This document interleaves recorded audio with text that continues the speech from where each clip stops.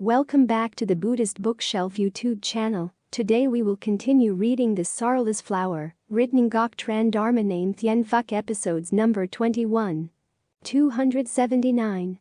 Noumenon and phenomenon are mutually merged and immersed in each other. Noumenon and phenomenon are mutually merged and immersed in each other means this. One is also the other one. Phenomenon has its existence by virtue of noumenon, for phenomenon is unable to subsist by itself, and phenomenon is subject to a constant change. Noumenon, on the other hand, has no separate existence. If it has, it will be another phenomenon and no more noumenon. Noumenon supplies to phenomenon a field of operation, as it were, whereby the latter may extend in space and function in time. Noumenon is a kind of supporter for phenomenon, but there is no real supporter for phenomenon as such on the plane of distinction. Identity does not exactly express the idea of merge and immerse, for identity suggests a dualism, whereas merge and immerse is the emphasis which is placed on the state of self-identity as it is, and not on the two objects that are identical. For this state of as it is-ness, Buddhism has a special term, suchness. A perfect mutual unimpeded solution is suchness. However, the more we talk, the more we are unable to express the term suchness, because suchness is beyond the human understanding. Suchness is only to be experienced, i.e., to be intuited.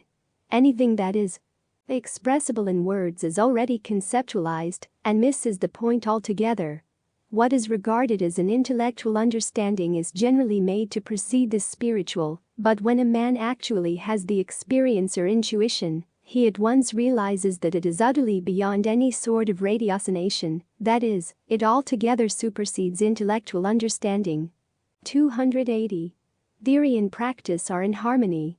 Theory and practice are in harmony because practice is theory, and in practice there already exists theory. We, sincere Buddhists, should diligently cultivate so that both theory and practice are in harmony. Thus, do not get stuck in theory or theoretical teachings and abandon practice. Similarly, one should not apply only the practice, but not penetrate and understand theory. Practice belongs to form or appearance, while theory belongs to emptiness or true nature, or Buddha nature. The absolute and the relative and vice versa. The identity of apparent contraries, perfect harmony among all differences. As in waves and water, waves are one with waves, and water is one with water, and water and wave are one, as in passion and enlightenment, as in transmigration and nirvana, and as in life and death. All are of the same fundamental nature, all are Bhuttadatta is all. There are 10 doors of connection between phenomena or substance and phenomena. Substance, layu, is always present with the phenomena, soy. The phenomena is always present with substance. The phenomena depend on the substance for its existence. The phenomena can reveal the substance. The phenomena, from as unreal, can disappear in the substance. The phenomena can conceal the substance. The true substance is the phenomena is the substance. True reality is not the phenomena, and the phenomena is not the whole substance. 281. Karma does not get lost. Body, speech, and mind all make karma when we cling. We create habits that can make us suffer in the future. This is the fruit of our attachment, of our past defilement. Remember, not only body but also speech and mental action can make conditions for future results. If we did some act of kindness in the past and remember it today, we will be happy, and this happy state of mind is the result of past karma. In other words, all things conditioned by cause, both long-term and moment to moment. If we act positively, the happy result will eventually occur. When we do negative actions, the imprints aren't lost even though they may not bring their results immediately. When we act, either good or bad, we see our own actions, like an outsider who witnesses. The pictures of these actions will automatically imprint in our alaya vijnana, subconscious mind. The seed of these actions are sown there, and await for enough conditions to spring up its tree and fruits. Similarly, the effect in the alaya vijnana, subconscious mind, of the one who has received our actions. The seed of either love or hate has been sown there, waiting for enough conditions to spring up its tree and fruits. Devout. Buddhists should always remember that the ocean's water may dry up, mountain may waste away, the actions done in former lives are never lost, on the contrary, they come to fruit though eons after eons pass, until at last the debt is paid. When we plant a black pepper seed, black pepper plant grows and we will reap black pepper, not oranges. Similarly, when we act positively, happiness follows, not suffering. When we act destructively, misery comes, not happiness. Just as small seed can grow into a huge tree with much fruit, small actions can bring large result. Therefore, we should try to avoid even small negative actions and to create small negative ones. 282. 5 reluctant situations the majority of people go to temple. According to Venerable Thich Quang in the letters to Buddhist followers, there are very few people who honestly wish to escape the cycle of rebirths, be liberated from birth and death, to seek rebirth to the Pure Land, to come to temple to cultivate. There are 5 reasons that Buddhists reluctantly go to temple. No matter what reasons, such cultivation is still producing some wholesome deeds, is still better than no cultivation or having no faith. Some people go to the temple to pray to quickly overcome their sickness or ailment. Some people go to the temple to chant sutras and practice Buddha recitation, with the purpose to pray for their deceased parents, as a way to repay their parents' kindness. Some people come to the temple to prostrate to Buddha and make offerings with the purpose to pray for their homes and daily subsistence to remain prosperous. Some people are afraid of calamities and disasters, so they come to the temple to vow to become vegetarians. Some people come to the temple because they wish to repay something they vowed before when they experienced hardships. 283. 5 areas of spending of a layperson. In the Padakama Sutta, the Buddha reminded a person should spend his wealth in 5 areas. First, expenditure on food and clothing and other needs. Second, maintain of parents, wife and children and servants. Third, expenditure on illness and other emergencies. Fourth, expenditure on charitable purposes. Fifth, expenditures on the followings: treating one's relatives, treating one's visitors, offering alms in memory of the departed, offering merit to the deities, offerings to monks and nuns, and payment of state taxes and dues in time. 284. Celestial beings, Deva. Deva is a term which Eastern Asian peoples used to call heaven. Celestial beings are gods, one of the 3 good modes of existence as a reward for their previous good deeds. Devas allotted a very long, happy life in the Deva, although they are still subject to the cycle of rebirth.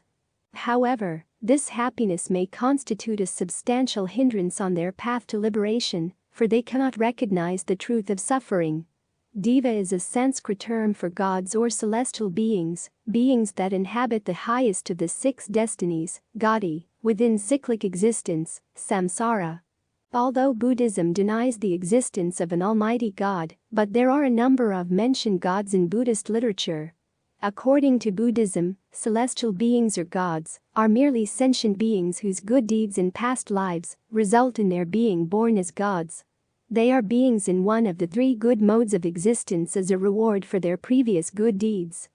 Devas allotted a very long, happy life in the Deva, although they are still subject to the cycle of rebirth.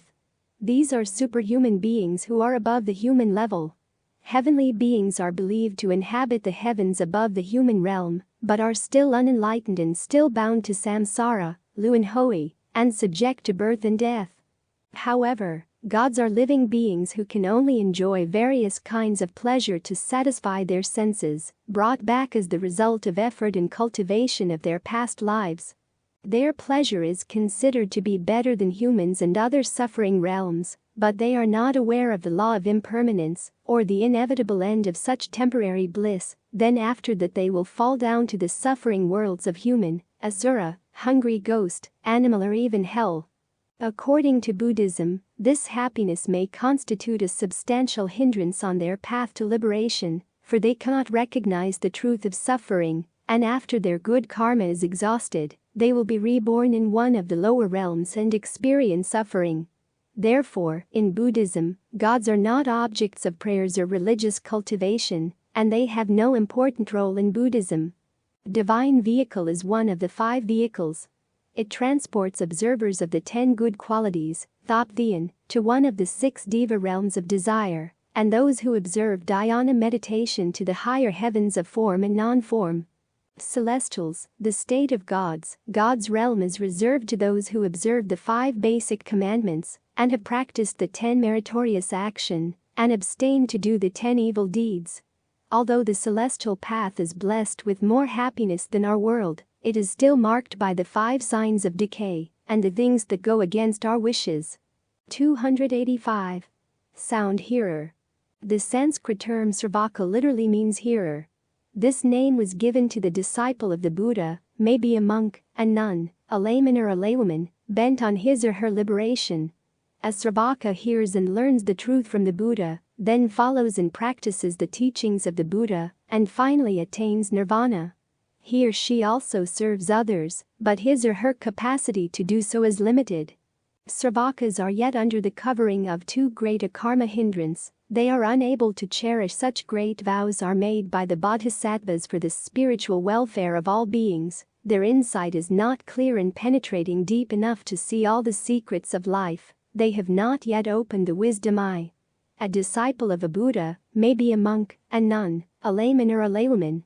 Bent on his or her liberation, a Sravaka hears, follows and practices the teaching of the Buddha, and finally attains nirvana. He or she also serves others, but his or her capacity to do so is limited. A Sravaka usually asks for the guidance of a superior enlightened instructor. After hearing, he realizes the nature of things, then gets enlightenment. A slight indication from an experienced and wise teacher would alone be sufficient for a morally advanced aspirant to progress on the upward path of enlightenment. Voice hearer who undertakes the practice and becomes a sramanera or a student who seeks personal enlightenment and attains this only by listening to the teaching and gaining insight into the 4 noble truths, so that he can cultivate to reach his supreme goal of nirvana without earthly remainder. At the time of the Buddha, Sravakas were disciples of the Buddha who heard his words and practiced them in accordance with their capacities. They include such notable figures as Kasyapa, Sariputra, Moggallana, and Rahula, etc. Venerable Sariputra, for example, attained the first stage of sainthood, hearing only a half stanza from Arahant to Saji. Thien Phuc, who tried to learn just 2 words sweep and broom for 4 months, but could not distinguish their meanings. However, he was able to attain arahantship by contemplating on the impermanent nature of a clean handkerchief, which he was handling while gazing at the sun. According to Mahayana traditions, they constitute one of the 3 main types of Buddhist practitioners, the other being Pratika Buddhas and Bodhisattvas. However, Sravakas are considered as Mahayanists because they seek a personal liberation. Those belong to the Sravaka order who are delighted at listening to such doctrines as concern the skandhas, datas, or ayatanas, but take no special interest in the theory of causation, who have cut themselves loose from the bondage of evil passions, but have not yet destroyed their habit energy. They have attained the realization of nirvana, abiding in which state they would declare that they have put an end to existence. Their life of morality is now attained, all that is to be done is done, they would not be reborn. These have gained an insight into the non-existence of an ego substance in a person, but not yet into that in objects. These philosophical leaders who believe in a creator or in the ego soul may also be classified under this order. The Dharma realm of sound hearers consists of hearers of the first fruition, hearers of the second fruition, hearers of the third fruition, and hearers of the fourth fruition. These can further be divided into the threshold to the first fruition, those who have not actually realized the first fruition, the threshold to the second fruition, the threshold to the third fruition, the threshold to the fourth fruition, and the fourth fruition.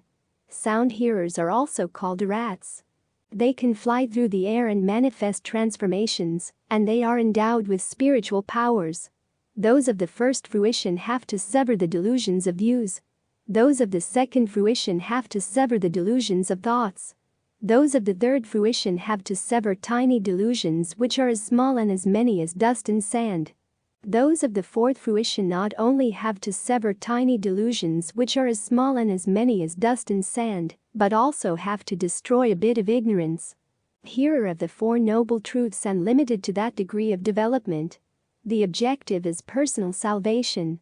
Therefore, in the assembly of the Gandavyuha in the Jetavana, all the great Sravakas, including Sariputra and Moggallana, etc., have no stock of merit, no wisdom no samadhi, no emancipation, no power of transformation, no sovereignty, no energy, no mastery, no abode, no realm, which enable them to get into the assemblage of the bodhisattvas and participate in the performance of the great spiritual drama that is going on in Jetavana.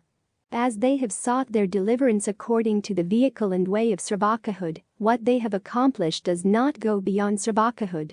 They have indeed gained the knowledge whereby the truth is made manifest, they are abiding in the limit of reality, Buddhakoti, they are enjoying the serenity of the ultimate, Adyantasanti, but they have no great compassionate all-embracing heart for all beings. For they are too intently occupied with their own doings, Atmakarya, and have no mind to accumulate the bodhisattva knowledge and to discipline themselves in it.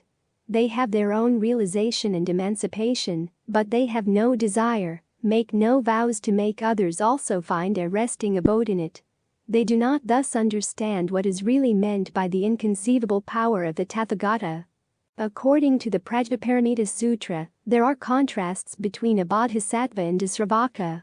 A bodhisattva is an enlightened being who vows to save all other sentient beings, while a sravaka thinks, there is only one single self we need to care for, one single self we will tame, one single self we will pacify, one single self we will lead into nirvana.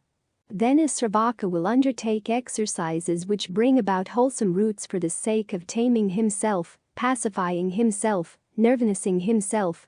Certainly, the bodhisattva should not drain himself like that. He should undertake exercises for bringing about wholesome roots with the idea, myself, I will place in suchness, nirvana, and, for the sake of helping all the world, I will also place all beings in suchness, the immeasurable world of beings I will lead to nirvana. 286. Pratika Buddha. Pratika Buddha is a Sanskrit term for solitary realizer. A Pratika Buddha is the solitary, awakened sage of Indian life whose ideal was incompatible with that of the bodhisattva, in that he walked alone, and having attained his enlightenment, passed into nirvana, indifferent to the woes of men. He attains enlightenment through the insight of the 12 nidanas by himself, independently of a teacher, and attainment of his enlightenment, rather than that of others. In summary, Pratika Buddha is one who lives in seclusion and obtains emancipation for himself only. In Nikaya Buddhism, it is said that Pratika Buddhas can only exist during a time and place in which there is no Buddha. They are said to be superior to arhats in terms of meditative attainment and wisdom, but far inferior to Buddhas. The path of the Pratika Buddha is said in Mahayana to be one of the 3 possible paths to salvation taught by the Buddha, along with the path of the sound hearer Sravaka and that of the Bodhisattva. According to Buddhism, those who become enlightened when Sakyamuni Buddha is in the world are called those enlightened to conditions, but those who become enlightened when there is no Buddha in the world are called solitary enlightened ones.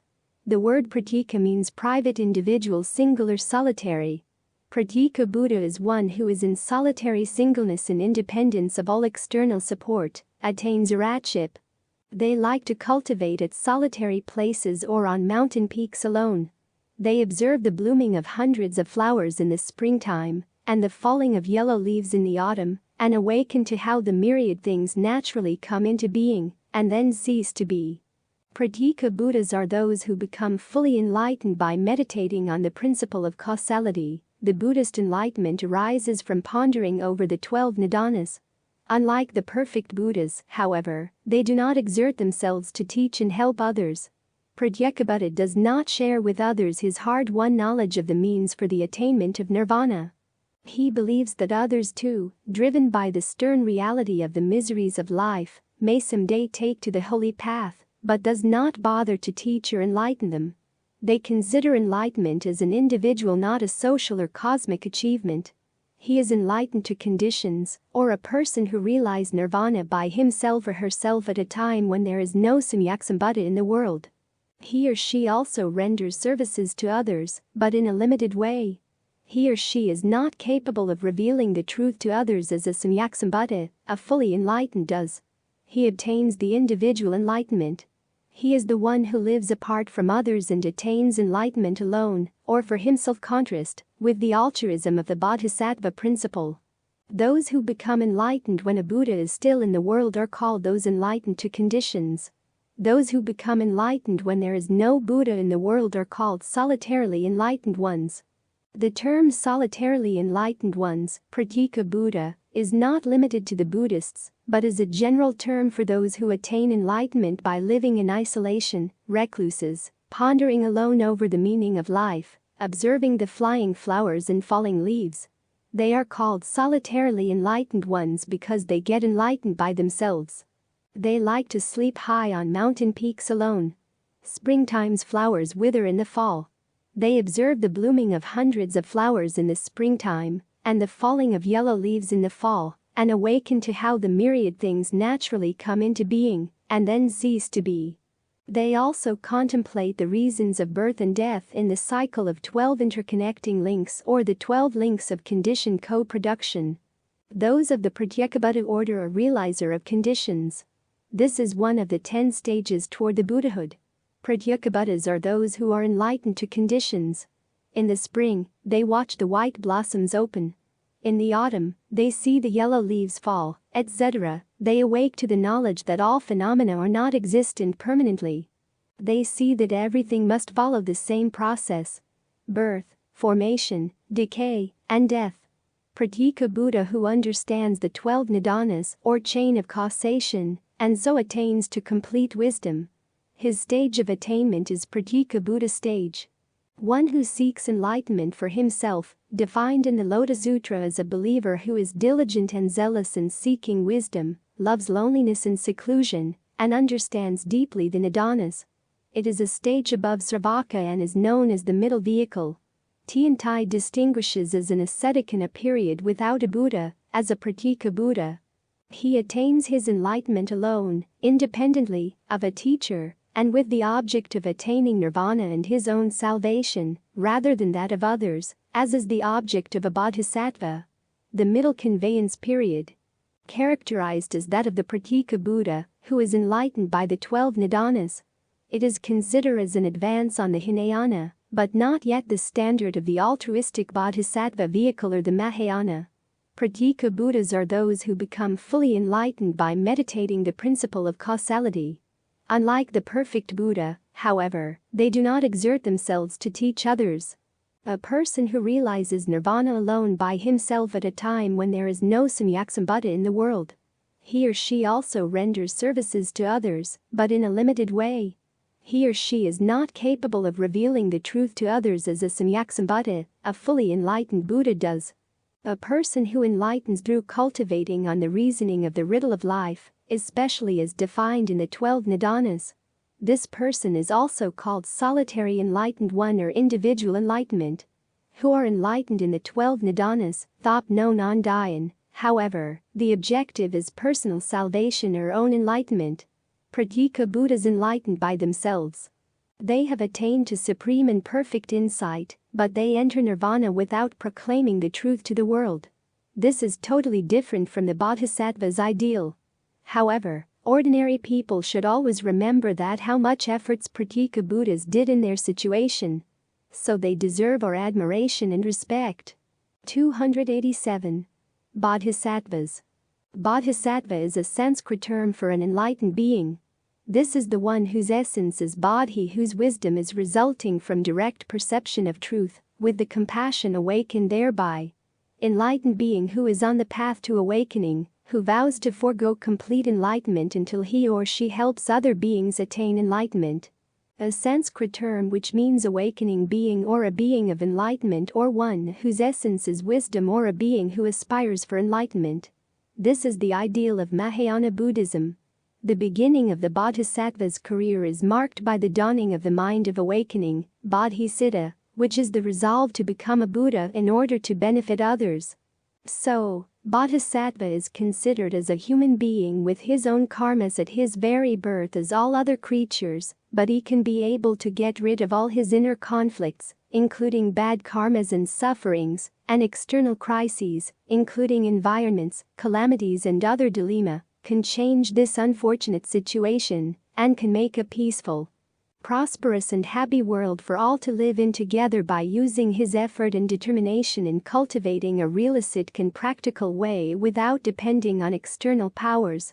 In Mahayana literature, this is commonly followed by a public ceremony of a vow to attain Buddhahood, pranidhana, in order to benefit other sentient beings. That is to say, above to seek bodhi, below to save, transform, beings. This is one of the great vows of a bodhisattva. After that point, the bodhisattva pursues the goal of Buddhahood by progressively cultivating the 6, sometimes 10, perfections, paramita: generosity, ethics, patience, effort, concentration, and wisdom. The two primary qualities in which the bodhisattva trains are compassion and wisdom, and when the perfections are fully cultivated and compassion and wisdom develop to their highest level, the bodhisattva becomes a Buddha. The bodhisattva path is commonly divided into 10 levels, bhumi. The term bodhisattva is not, however, confined solely to Mahayana Buddhism. In Theravada, Sakyamuni Buddha is referred to as bodhisattva, in the past lives described in the Jatakas, during which he is said to have gradually perfected the good qualities of a Buddha. In the Mahayana sense, however, the bodhisattva concept is an explicit rejection of Nikaya Buddhism's ideal religious paradigm, the erudite. In Mahayana, the erudite is characterized as limited and selfish, concerned only with personal salvation, in contrast to the bodhisattva, who works very hard for all sentient beings. So the term bodhisattva in general means a bodhi being. It denotes a being who is destined to obtain fullest enlightenment or Buddhahood. According to the Daya Nikaya, literally, a bodhisattva means one who is an intellectual, or one who is resolved or maintained only to the paths that lead to enlightenment. Several centuries after the Buddha's parinirvana, bodhisattva is one of the most important ideas of Mahayana Buddhists. However, the concept was not a sole creation of the Mahayana. The term bodhisattva had been mentioned in the Pali Canon, and it stems from the original Pali Buddhism, which is used more or less exclusively to designate Sakyamuni Buddha prior to his enlightenment. According to Sarvastivada school, bodhisattva is defined as a person who is certain to become a Buddha. He is a person who is born of wisdom and protected and served by the wise. According to the Astasahasrika Prajnaparamita, nothing real is meant by the word bodhisattva, because a bodhisattva trains himself in non-attachment to all dharmas. For the bodhisattva, the great being awakes in non-attachment to full enlightenment in the sense that he understands all the dharmas, because he has enlightenment as his aim, an enlightened being. In short, a bodhisattva is an enlightener of sentient beings. He usually vows to take the enlightenment that he has been certified as having attained, and the wisdom that he has uncovered to enlighten all other sentient beings. A bodhisattva's job is not easy at all.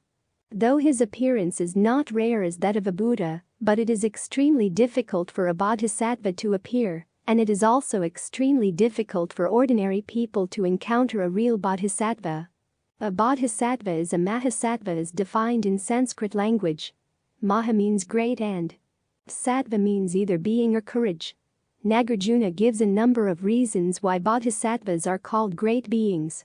It is because they achieve a great work, stand at the head of a great many beings, activate great friendliness and great compassion, save a great number of beings. The Tibetans translate mahasattvas as great spiritual hero, and their aspirations are truly on a heroic scale. They desire to discipline all beings everywhere, to serve and honor all the Buddhas everywhere. They want to retain firmly in their minds all the teachings of the Buddhas, to have a detailed knowledge of all the Buddha fields, to comprehend all the assemblies which anywhere gather around a Buddha, to plunge into the thoughts of all beings, to remove their defilements and to fathom their potentialities. In other words, Mahasattva is like Bodhisattva, who will be able to eliminate all his bad karmas and sufferings, and will show the emancipation way to all beings with all skills by his compassion. A Bodhisattva is the one who benefits himself to help others. A great creature, having a great or noble essence, or being. Mahasattva is a perfect Bodhisattva, greater than any other being except a Buddha. Also, great being is one with great compassion and energy, who brings salvation to all living beings. In the beginning of the Astasahasrika Prajna Paramita, the Buddha explained the meaning of Mahasattva, great being, when Subhuti asked about it. The Buddha says that a Bodhisattva is called a great being in the sense that he will demonstrate Dharma, so that the great errors should be forsaken. Such erroneous views as the assumption of a self, a being, a living soul, a person, a becoming, of not becoming, of annihilation, of eternity, of individuality, etc. According to the Saddharmapandarika Sutra, Mahasattvas have good qualities in method of practice paramita, and under many hundred thousands of Buddhas had planted the roots of goodness.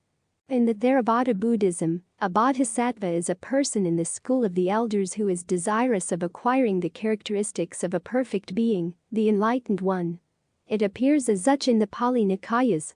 The accomplishment of such a state makes him content. But the ideal of Mahayana induces him to greater effort based on dynamic activity, to help other beings attain ultimate bliss. Before that he does not lay or to save beings from the state of suffering. Not satisfied with his own mitigation of desiresome actions that make him subjected to malice and all kind of craving, he strives upon helping all other beings to overcome their afflictions. While the Buddha reminded Mahamati in the Lankavatara Sutra as follows: O Mahamati, the distinction between the bodhisattva and the two vehicles is emphasized, as the latter are unable to go up further than the sixth stage where they enter into nirvana. At the seventh stage, the bodhisattva goes through an altogether new spiritual experience known as anubhagakarya, which may be rendered a purposeless life. But, supported by the majestic power of the Buddhas, which enters into the great vows first made by the bodhisattva as he started in his career, the latter now devises various methods of salvation for the sake of his ignorant and confused fellow beings.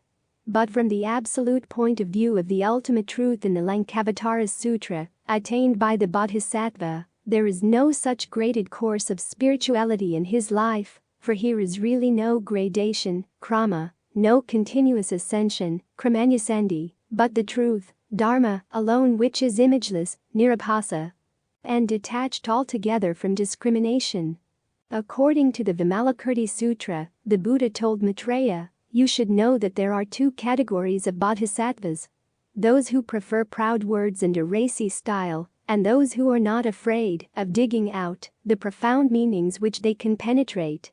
Fondness of proud words and a racy style denotes the superficiality of a newly initiated bodhisattva, but he who, after hearing about the freedom from infection and bondage as taught in profound sutras, is not afraid of their deep meanings which he strives to master, thereby developing a pure mind to receive, keep, read, recite and practice the Dharma as preached, is a bodhisattva who has trained for a long time. Maitreya, there are two classes of newly initiated bodhisattvas who cannot understand very deep dharmas. Those who have not heard about profound sutras and who, giving way to fear and suspicion, cannot keep them, but indulge in slandering them, saying, "I have never heard about them. Where do they come from?" And those who refuse to call on, respect and make offerings to the preachers of profound sutras, or who find fault with the latter. These are two classes of newly initiated bodhisattvas who cannot control their minds when hearing the deep Dharma, thereby harming themselves. Maitreya, further, there are two categories of bodhisattvas who harm themselves and fail to realize the patient endurance of the uncreate, in spite of their belief and understanding of the deep Dharma. They are, firstly, those who belittle newly initiated bodhisattva and do not teach and guide them, and, secondly, those who, despite their faith in the deep Dharma, still give rise to discrimination between form and formlessness.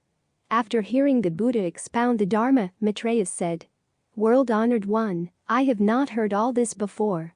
As you have said, I shall keep from these evils and uphold the Dharma of supreme enlightenment which the Tathagata has collected during countless eons.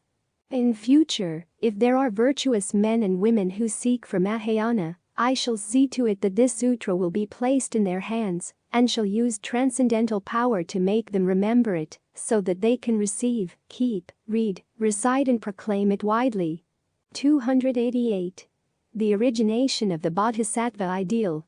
Some 200 or 300 years after the Buddha's death, a new variation of the Buddhist ideal began to emerge. Dissatisfied with the seemingly limited goal of the erudite, this new vision emphasized the Bodhisattva as the highest aspiration for all. A Bodhisattva is a being who resolves to become a fully enlightened Buddha and who dedicates his efforts to helping other sentient beings to attain salvation. These compassionate beings figure predominantly in the Mahayana tradition. Indeed, the most distinguishing feature of Mahayana Buddhism may be its advocacy of the Bodhisattva as the vehicle to liberation. The Bodhisattva follows a long and arduous path, often described as having 10 stages and spanning many lives, at the end of which he attains complete Buddhahood. The Mahayana is thus able to consider a host of bodhisattvas at different stages along the path as intervening in the lives of sentient beings. An advanced bodhisattva, for example, can create Buddha fields to which humans can aspire to be reborn by devotion and righteousness. The notion of the bodhisattva is at times combined with the doctrine of the 3 bodies of the Buddha.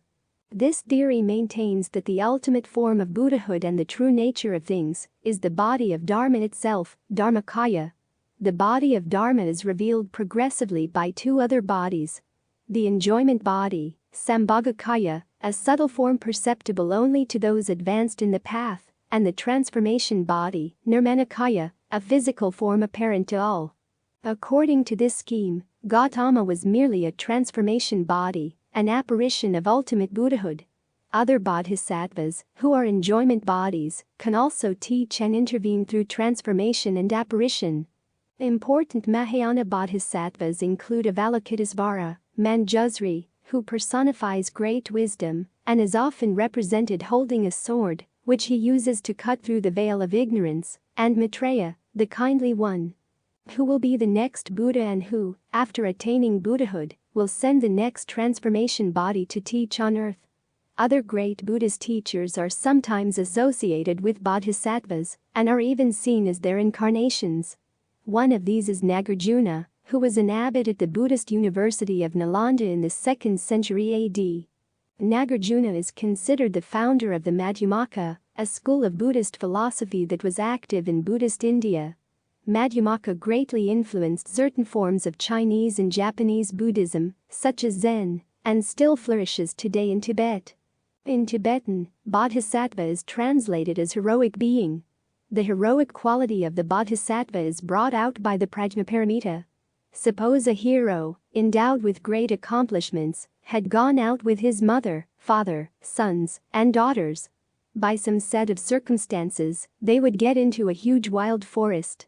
The foolish among them would be greatly frightened. The hero would, however, fearlessly say to them, "Do not be afraid.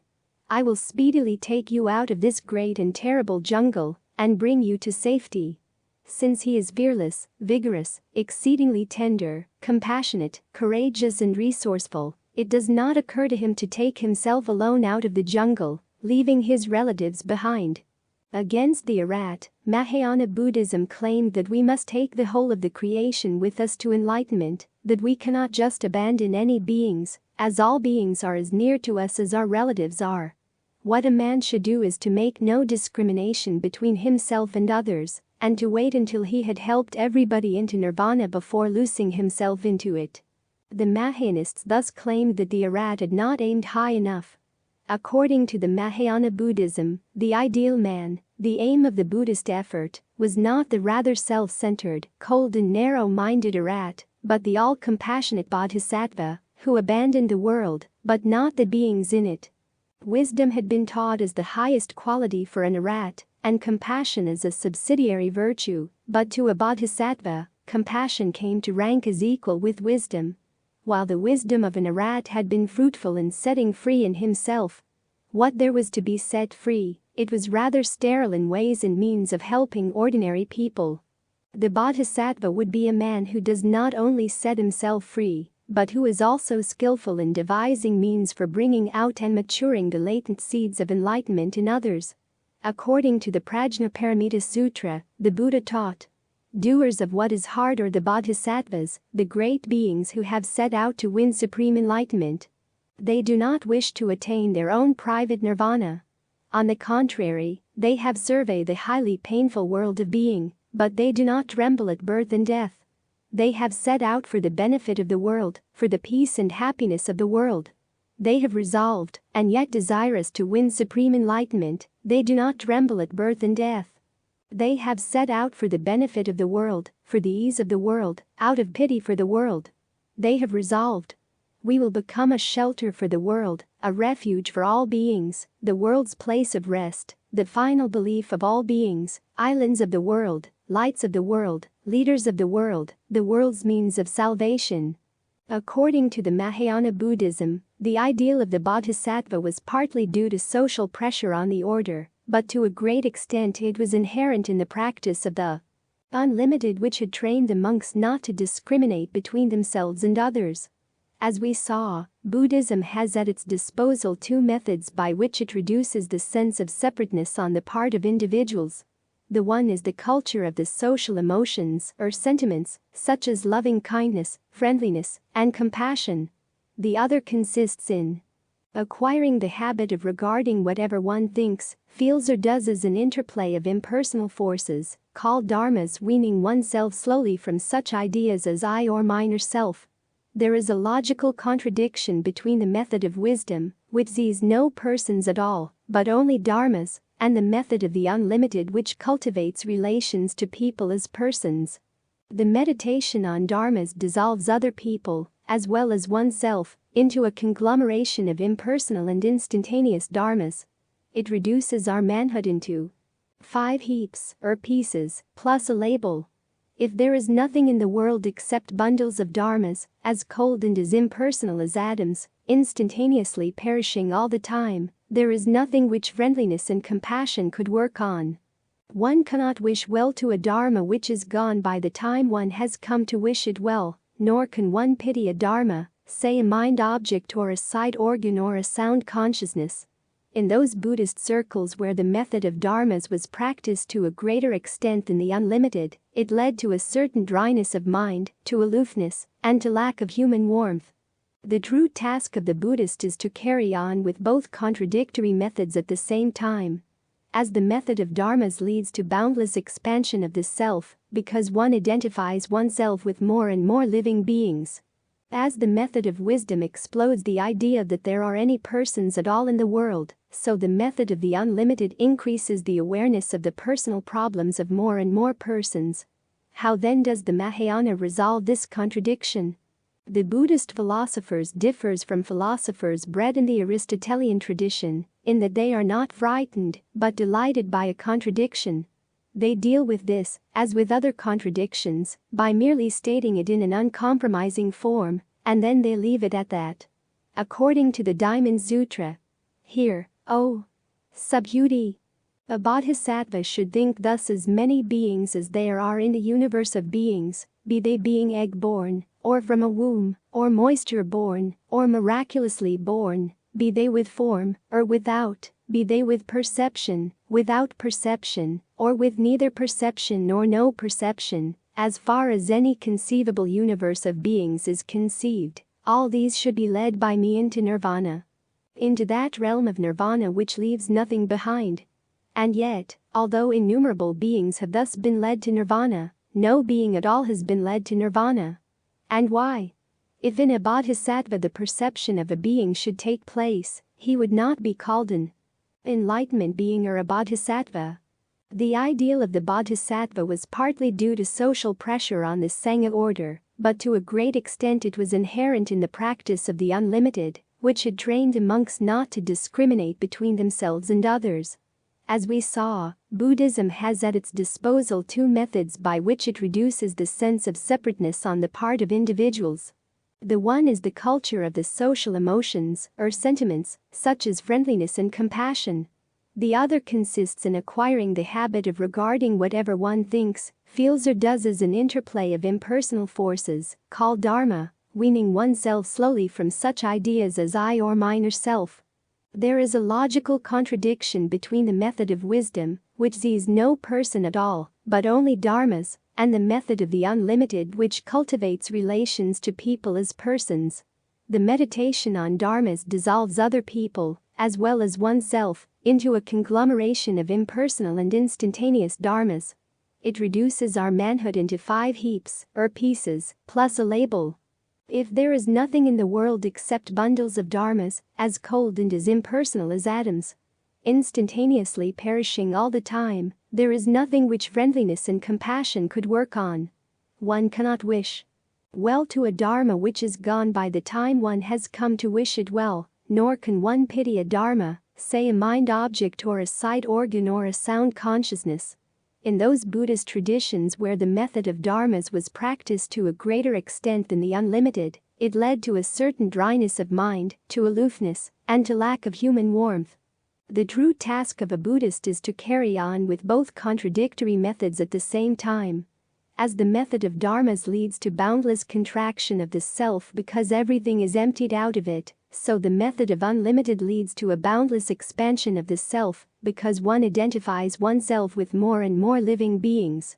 As the method of wisdom explodes the idea that there are any persons at all in the world, so the method of the unlimited increases the awareness of the personal problems of more and more persons. 289. A contradictory of wisdom and compassion. A bodhisattva is a being compounded of the 2 contradictory forces of wisdom and compassion. In his wisdom, he sees no persons, in his compassion he is resolved to save them. His ability to combine these contradictory attitudes is the source of his greatness, and of his ability to save himself and others.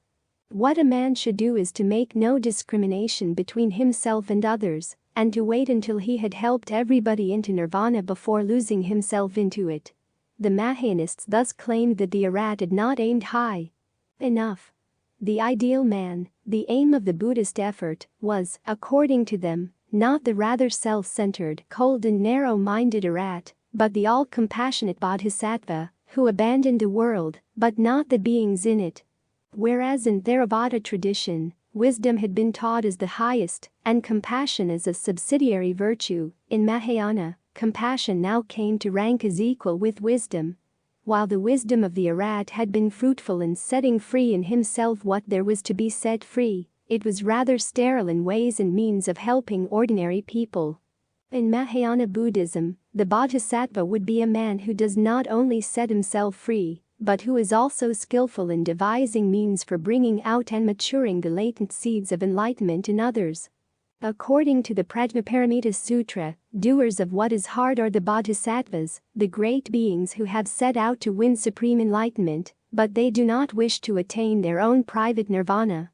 On the contrary, they have surveyed the highly painful world of being, and yet, desirous to win supreme enlightenment, they do not tremble at birth and death.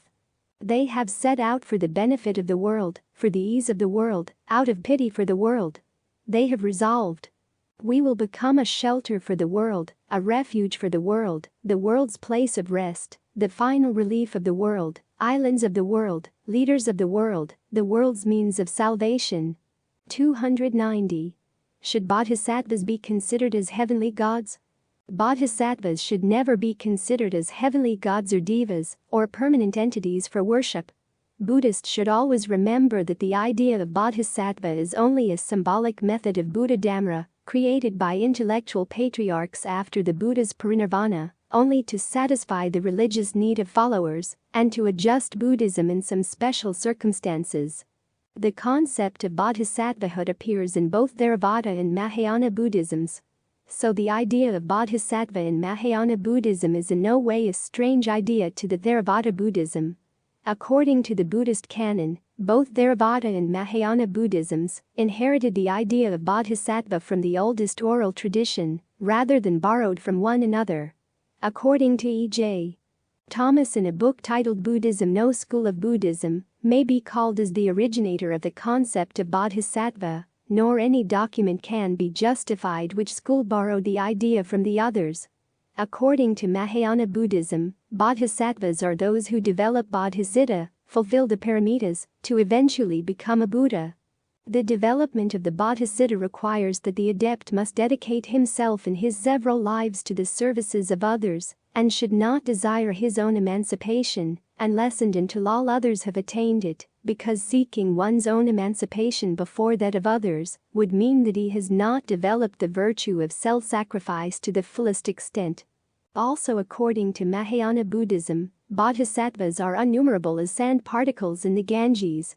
In fact, ontologically speaking, every human being is a bodhisattva as he or she has the potentiality to become a Buddha in this very life or in lives to come. Thus, according to Mahayana Buddhism, a bodhisattva can be a monk, a nun, or an ordinary person like we are. As a matter of fact, most of the bodhisattvas in Buddhist history were laity. This is so because to do the deeds a bodhisattva ought to do, the bodhisattva should be in close contact with the people in a community. However, Theravada Buddhism believes that only Gautama Buddha was born as bodhisattva in his previous existences. 291. Who is a bodhisattva? Enlightened being, bodhisattva, is a Chinese Buddhist term that means an enlightened being, bodhi being, or a Buddha to be, or a being who desires to attain enlightenment, or a being who seeks enlightenment, including Buddhas, Pratika Buddhas, or any disciples of the Buddhas. An enlightened being who does not enter nirvana but chosen to remain in the world to save other sentient beings. Any person who is seeking Buddhahood, or a saint who stands right on the edge of nirvana, but remains in this world to help others achieve enlightenment. One who vows to live his or her life for the benefit of all sentient beings, vowing to save all sentient beings from affliction and aspiring to attainment of Buddhahood. One whose beings or essence is bodhi, whose wisdom is resulting from direct perception of truth, with the compassion awakened thereby. Enlightened being who is on the path to awakening, who vows to forego complete enlightenment until he or she helps other beings attain enlightenment. A bodhisattva is one who adheres to or bent on the ideal of enlightenment, or knowledge of the Four Noble Truths, bodhi, especially one who is aspirant for full enlightenment, sammasambodhi. A bodhisattva fully cultivates 10 perfections, Thien Phuc, which are essential qualities of extremely high standard initiated by compassion, understanding and free from craving, pride and false views. There are 5 bodhisattvas who have cultivated over countless lifetimes and expand in his life for the benefit of others. Therefore, a bodhisattva is one who is enlightened, literally he is an enlightenment being, a Buddha to be, or one who wishes to become a Buddha. It would be a mistake to assume that the conception of a bodhisattva was a creation of the Mahayana.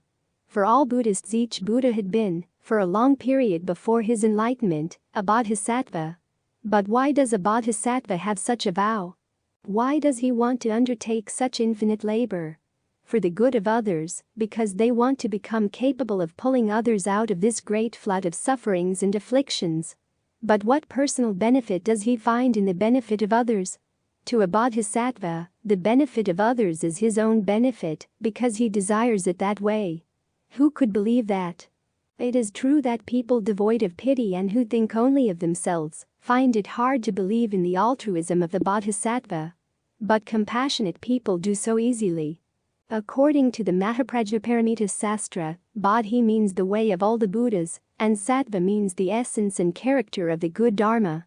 Bodhisattvas are those who always have the mind to help every being to cross the stream of birth and death.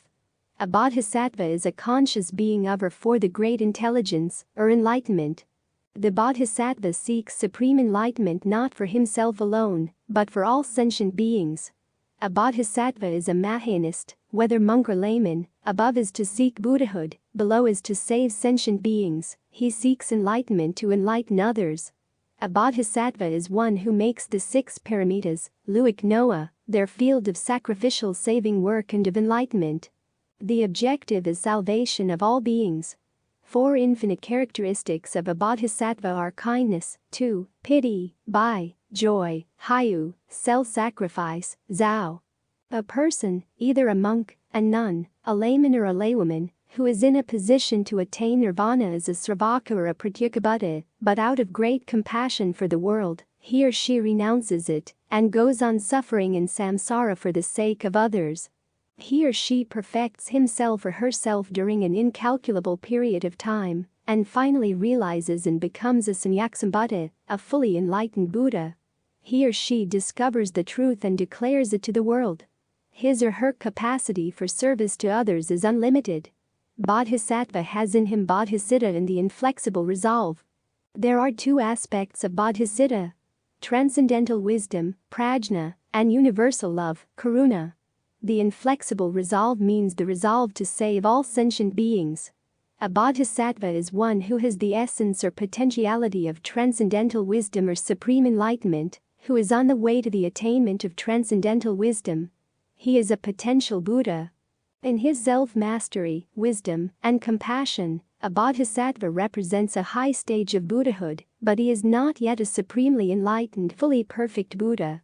His career lasts for eons of births, in each of which he prepares himself for final Buddhahood by the practice of the 6 perfections, paramitas, and the stages of moral and spiritual discipline, dasabhumi, and lives a life of heroic struggle and unremitting self-sacrifice for the good of all sentient beings.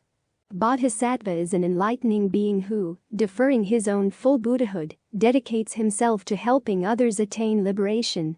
In his self-mastery, wisdom, and compassion, a bodhisattva represents a high stage of Buddhahood, but he is not yet a supreme enlightened, fully perfected Buddha. According to the Mahayana schools, the bodhisattvas are beings who deny themselves final nirvana until, accomplishing their vows, they have first saved all the living. An enlightened being who, deferring his own full Buddhahood, dedicates himself to helping others attain liberation. Besides, the bodhisattva regards all beings as himself ought not to eat meat. 292. 4 saints. 4 saints are 4 kinds of holy men in Buddhist tradition. First, sound hearers, direct disciples of the Buddha. Second, pratyeka Buddhas, or individual illuminates, or the independently awakened. They are those enlightened to conditions, a Buddha for himself, not teaching others. Third, bodhisattvas, or enlightened beings. They are those who have the state of bodhi, or a would-be Buddha. Fourth, a Buddhas, or one who has attained the supreme right and balanced state of bodhi, one who turns the wonderful Dharma wheel. A Buddha is not inside the circle of 10 realms, but as he advents among men to preach his doctrine, he is now partially included in the 4 saints. The 4 rewards, or 4 degrees of saintliness in Theravada Buddhism. The first 3 stages requiring study, which include the stream enterer, the once returner, and the non-returner. The 4th stage is no longer learning or the fruit of arahant. The first stage is Srotapanna, Sotapadippi, or the path of stream entry, or the fruit of stream entry, or stream enterer. This is the first fruit of stream winner, one who has entered the stream. The position of the way of seeing. He still has to undergo 7 instances of birth and death. This is the beginning or entering into which follows after one's clear perception of the 4 noble truths. The second fruit is Sakradagaman, Sakadagami P, or the path of one's returner. The state of returning only once again, or once more to arrive, or be born. One who is still subject to one return. The position of the way of cultivation. He still has to undergo 1 birth in the heavens or one's return among people. The second grade of arahantship involving only 1 rebirth. This is the fruit of one who has subjugated lust, hatred and delusion. The third fruit is anagami, or the path of non-returner. The state which is not subject to return. One who is not subject to returning. The position of the way of cultivation. He no longer has to undergo birth and death in the desire realm. This is the fruit of those who have conquered their own self. The 4th stage is no longer learning, or the fruit of arahant, arahatapi, or the path of arahantship. This is the final stage of sainthood, worthy of offerings, in which all fetters and hindrances are severed and taints rooted out. The position of the way of cultivation without need of study and practice. He no longer has to undergo birth and death. Arahant is he who has attained the highest end of the Buddhist life. After his death he attains parinirvana, the highest rank attained by Sravakas. An Arhat is a Buddhist saint who has attained liberation from the cycle of birth and death, generally through living a monastic life in accordance with the Buddha's teachings. This is the supreme goal of Theravada practice, as contrasted with Bodhisattvahood in Mahayana practice. According to Great Master Yin Kuang from the Pure Land's aspects, the 4 degrees of Hinayanist saintliness include the Sratapanna enlightenment, Sakadagami enlightenment, Anagami enlightenment, and Arahant enlightenment. The first fruit of Sratapanna enlightenment.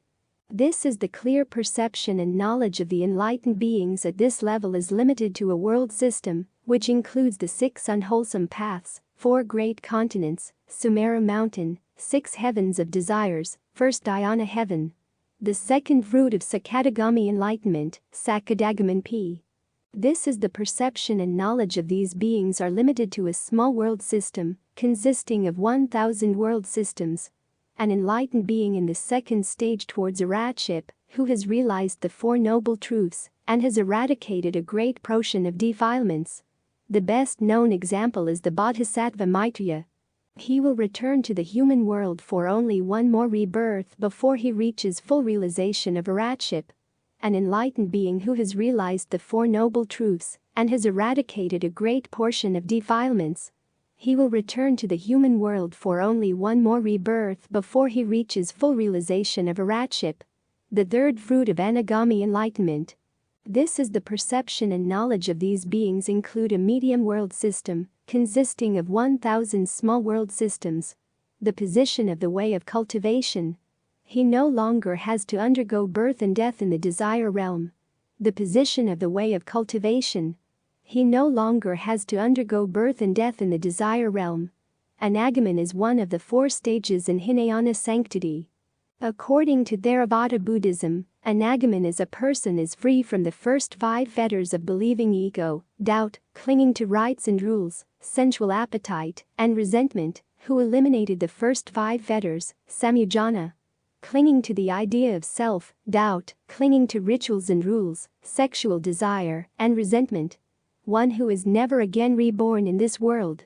In his or her next life, such a person will be reborn in one of the 5 pure abodes, Saddhavasa, and will become an Arhat there. Never returner are those who are free from the first 5 fetters of believing ego, doubt, clinging to rites and rules, sensual appetite, and resentment. One who is never again reborn in this world. Never returner is the third of the 4 stages on the path, the state which is not subject to returning. The Anagami does not return to the earth after his death, but is reborn in the highest formless heaven, and there attains Arhatship. The 4th fruit of Arahant enlightenment. This is the perception and knowledge of these beings encompass a great world system, consisting of 1,000 medium world systems or 1 billion world systems. They are able to know clearly and perfectly 84,000 kalpas in the past and 84,000 kalpas into the future. Beyond that, they cannot fully perceive. 293. Arhats. Arhat literally means foe destroyer or worthy of respect. In early Indian Buddhism, the Arhat was the most respected figure in the Buddhist community, for Arhat was the one who had attained nirvana, who had severed affliction, and would not be reborn into the world of suffering. According to the Theravada school, Arhat is the highest rank of attainment in Theravada Buddhism. Arhat is one who has cut off all afflictions and reached the stage of nothing left to learn. This is the highest stage of the 4 kinds of holy phalas in Hinayana Buddhism. And it has been using as one of the Buddha's 10 epithets. However, in most recent Mahayana Buddhist writings, Mahayana teachers imply Arhats, along with the Pratyekabuddhas, as low practice. They disparage the Arhats' lower vehicle practices for being self-centered and incomplete in the wisdom of emptiness.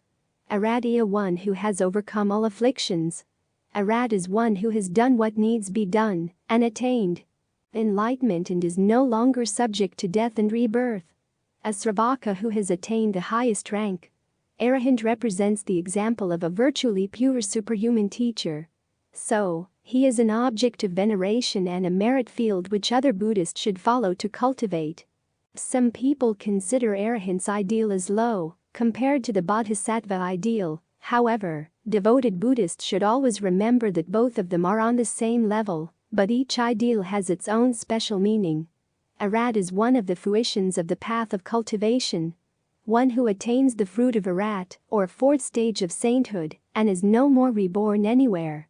After his death he attains parinirvana, the highest rank attained by Sravakas. An Arhat is a Buddhist saint who has attained liberation from the cycle of birth and death, generally through living a monastic life in accordance with the Buddha's teachings. This is the supreme goal of Theravada practice, as contrasted with bodhisattvahood in Mahayana practice. No longer learning, asaiksa, or beyond learning stage, refers to the stage of Arhatship, in which no more learning or striving for religious achievement is needed. When one reaches this stage, because he has cut off all illusions and has attained enlightenment. The state of Arhatship, the fourth of the Sravaka stages, the preceding 3 stages requiring study. There are 9 grades of Arhats who have completed their course of learning. A Pali term for worthy one. The term arahanta is composed of 2 parts, Ari and Hanta. Ari means enemies or defilements. Hanta means killing or destroying. So, an arahant is a man who killed or destroyed all defilements like lust, hatred, and delusion, etc. This is an ideal follower of Theravada Buddhism, a person who has extinguished all defilements, asrava, and afflictions, klesa, so thoroughly that they will not reappear in the future. At death, the Arhat enters nirvana, and will not be reborn again. Although Arhats are commonly castigated in Mahayana literature for pursuing a selfish goal of personal nirvana, they are also said to be worthy of respect and to have attained a higher level of spiritual development.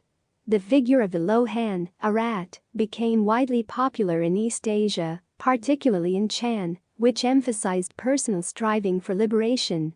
The earliest known representations of the Arhat in China date to the 7th century, and the Arhat motif became widespread in the 9th and 10th centuries. Today groups of 500 Arhat figures are often seen in Chan monasteries, and some larger complexes have a separate Arhat hall. It should also be mentioned that the term Arhat is also applied to Buddhas, because they too have eliminated all defilements and enter nirvana at death. In early Buddhism, arahant denotes a person who has gained insight into the true nature of things, and the Buddha was the first arahant. After the first conversion, 5 brothers of Khandana also became arahantas. According to the Pali Nikayas such as Samyutta Nikaya, Anguttara Nikaya, and Majjhima Nikaya, arahantas are those who comprehend the formula of the 12 causes, nidanas, had eradicated the 3 taints or affluences, asravas, practiced the 7 factors of enlightenment, sambhajanga, got rid of the 5 hindrances, nivaranas, freed himself from the 3 roots of evil, and 10 fetters. He practiced self-restraint and concentration, and acquired various supernatural powers, and awakened the nature of the misery of samsara. He practiced 4 dhyanas, 8 attainments. He obtained 8 kinds of super-knowledge, threefold knowledge, resulted in the liberation in the end. This freedom made him an arahant who destroyed the fetter of rebirth in the cycle of samsara, and enjoyed himself in nirvana, and was worthy of being revered in this world. According to the Sthaviras, Arhats are perfect beings, but according to the Mahasangikas, Arhats are not perfect, they are still troubled by doubts, and are ignorant of many things. Thus, Mahayana Buddhism advises Buddhists not to hold up Arhats as ideals.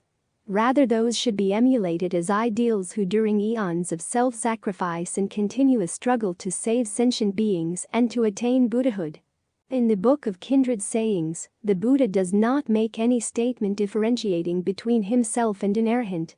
The Tathagata, brethren, who being arahant, is fully enlightened, he it is who doth cause a way to arise which had not arisen before, who doth bring about a way not brought about before, who doth proclaim a way not proclaimed before, who is the knower of a way, who understands a way, who is skilled in a way.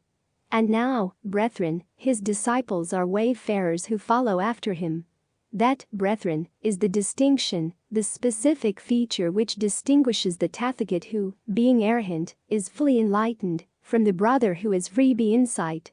According to the Buddhist images of human perfection, Thien Phuc showed that the arahant is said to be equal to the Buddha in terms of spiritual attainment, as they have both completely overcome the asava.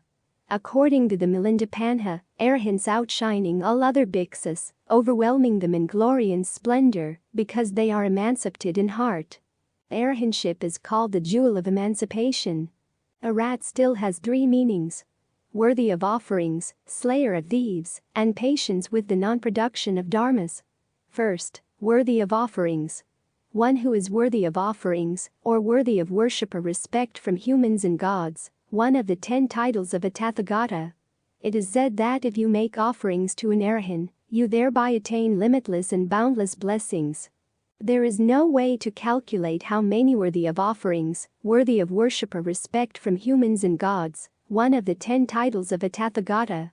It is said that if you make offerings to an arahant, you thereby attain limitless and boundless blessings. There is no way to calculate how many. Second, slayer of thieves, or killer of the demons of ignorance, or slayer of the enemy. The thieves here are not external thieves, but the thieves within yourself. The thieves of ignorance, the thieves of afflictions, the thieves of greed, hatred, pride, doubt, wrong views, killing, stealing, lying, and so on. They are unknown to you, but they quietly rob all your virtues. Third, patience with the non-production of dharmas. They have attained the patience with the non-production of dharmas. They do not have to be reborn, because they have destroyed all the karma of reincarnation. They have attained the patience with the non-production of dharmas. They do not have to be reborn, because they have destroyed all the karma of reincarnation. Those are also called great arats. At the time of the Buddha, great arats are great beings belonging to the Dharmakaya, i.e. great bodhisattvas, who expediently take the appearance of monastic disciples of the Buddha.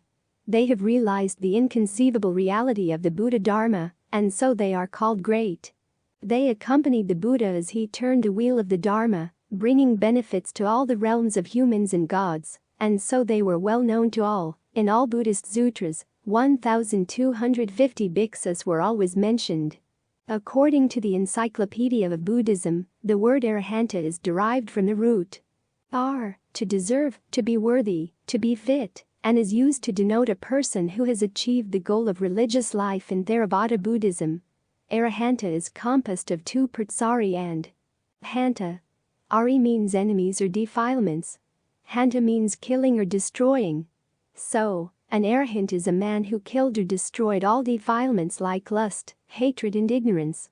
I.B. Horner in the early Buddhist theory of man perfected gives us the following 4 forms of the nouns: araha, arahit, arahanta, and arahant.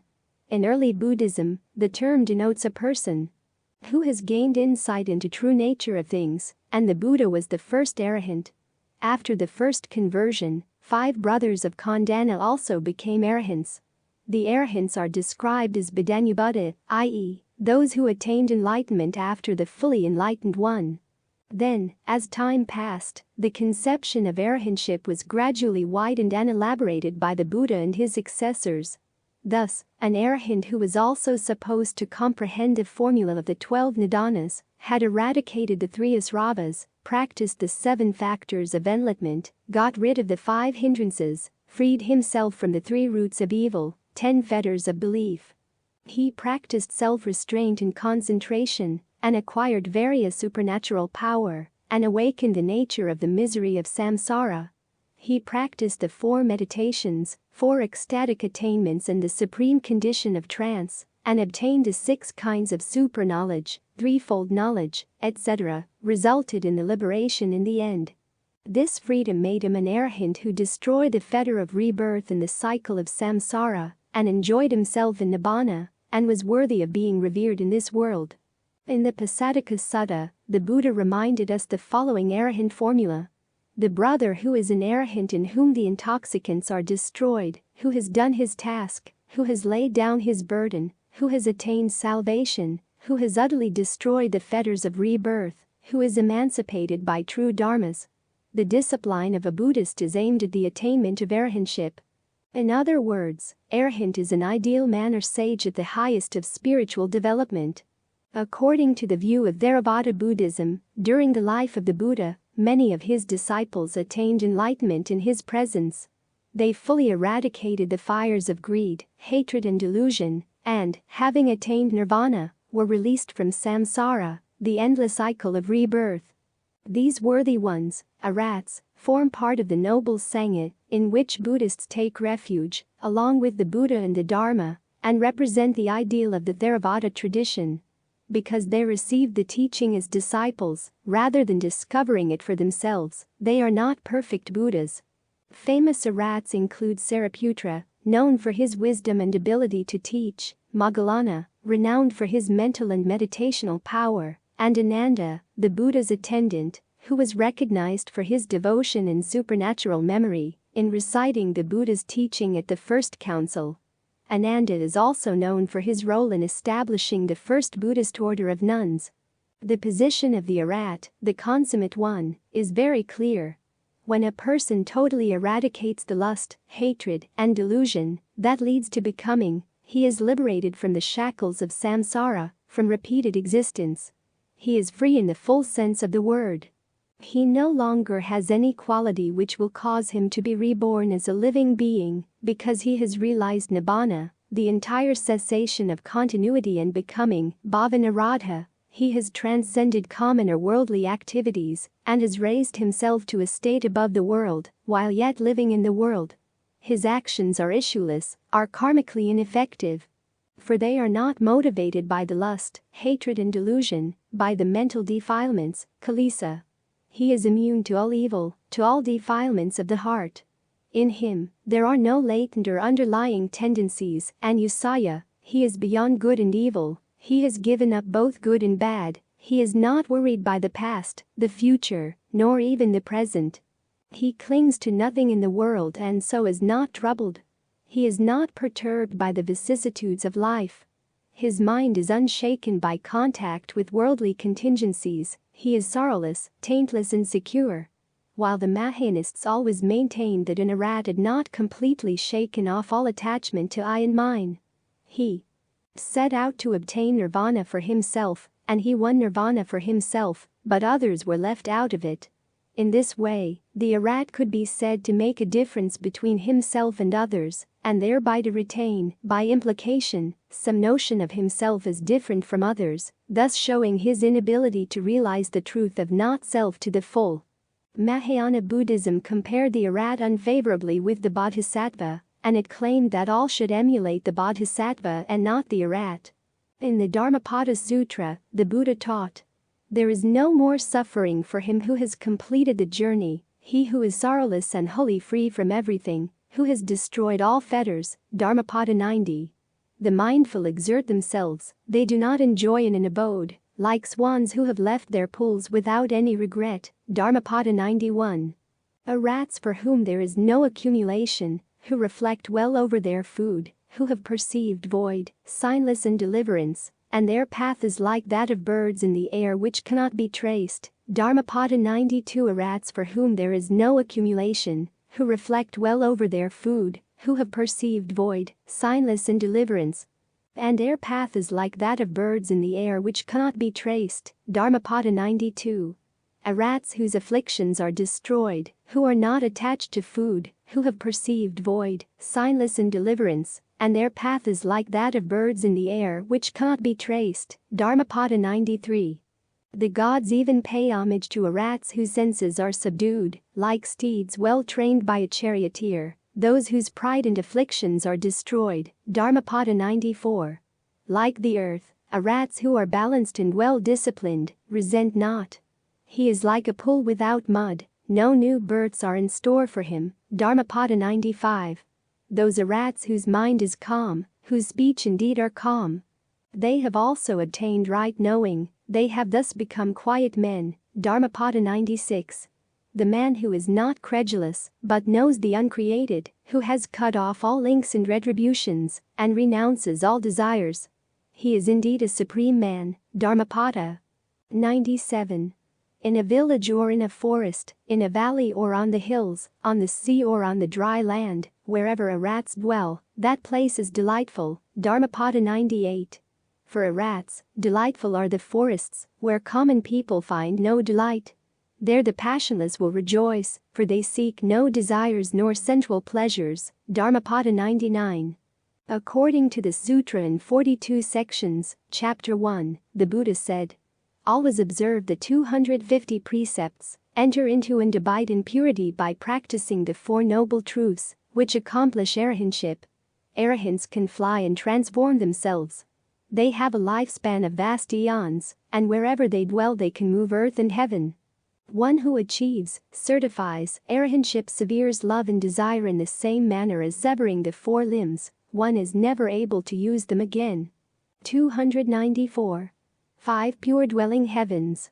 In the Zurangama Sutra, Book 9, the Buddha told Ananda about the 5 pure dwelling heavens as follows. Ananda, beyond the 4 dhyana heavens are the 5 pure dwelling heavens or heavens of no return. For those who have completely cut off the 9 categories of habits in the lower realms, neither suffering nor bliss exist, and there is no regression to the lower levels. All whose minds have achieved this renunciation dwell in these heavens together.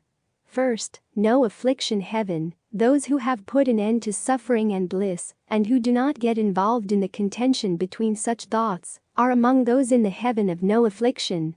Second, no heat heaven, those who isolate their practice, whether in movement or in restraint, investigating the baselessness of that involvement, are among those in the heaven of no heat. Third, the good view heaven, those whose vision is wonderfully perfect and clear, view the realms of the 10 directions as free of defiling appearances, and devoid of all dirt and filth. They are among those in the heaven of good view. Fourth, the good manifestation heaven, those whose subtle vision manifests as all their obstructions are refined away, are among those in the heaven of good manifestation. Fifth, the ultimate form heaven, those who reach the ultimately subtle level, come to the end of the nature of form and emptiness, and enter into a boundless realm. They are among those in the heaven of ultimate form. This is the end of this video. If you're enjoying and benefit from this video and want to see more awesome content like this, please consider hitting that subscribe button below. It's the best way to stay updated with all of our latest videos. And if you found this video beneficial, don't forget to give it a thumbs up and share it with your friends and family. Your support means the world to us, and it helps our channel grow. Thank you for being part of our incredible community. Together, we can make this channel even more fantastic. Stay tuned for more beneficial content coming your way. Thank you.